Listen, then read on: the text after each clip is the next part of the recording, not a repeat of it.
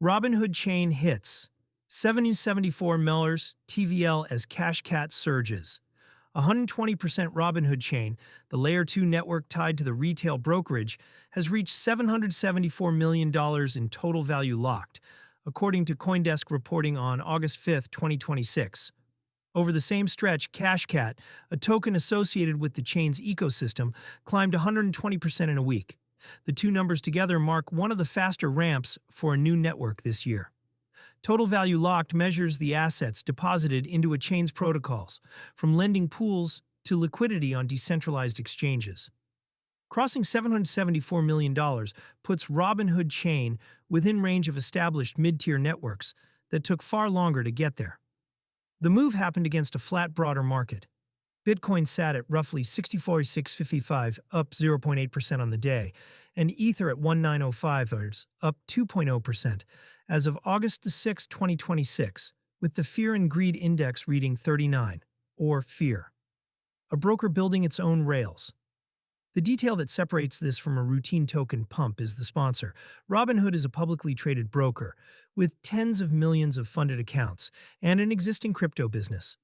A chain backed by that kind of distribution starts with a built-in user funnel that most anonymous Layer 2 launches never get. That funnel cuts both ways. Deposits can arrive quickly when a recognizable brand opens the doors, but a public company also carries disclosure obligations, regulatory scrutiny, and a reputation it cannot afford to torch. The same brand that pulls in $774 million in weeks is the brand that has to answer for what happens to those deposits if a protocol on the chain fails. The CASHCAT question, a 120% weekly gain in an ecosystem token, is the part that deserves the most caution. Token surges tied to a new chain's launch tend to front-run actual usage. Incentive programs, liquidity mining, and airdrop farming can inflate both TVL and token prices in the same window, and the two feed each other. Higher token prices make yield farming more attractive, which raises TVL, which gets cited as proof the chain is working. The test is what happens when the incentives taper.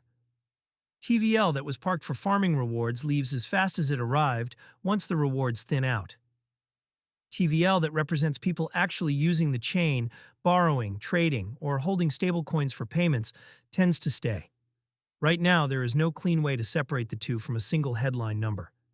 Anyone treating the 120% move as a signal of durable adoption is speculating, not measuring. This is not financial advice.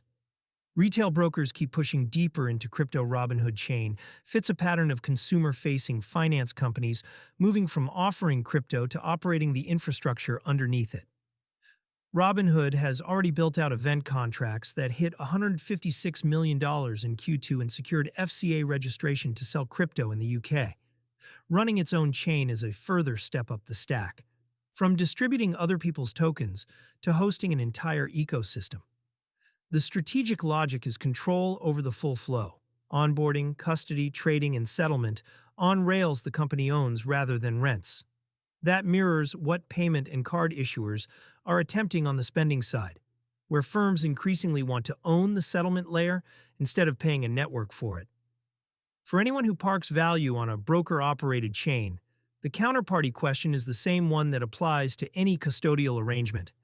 If the operator hits trouble, deposited assets can be exposed.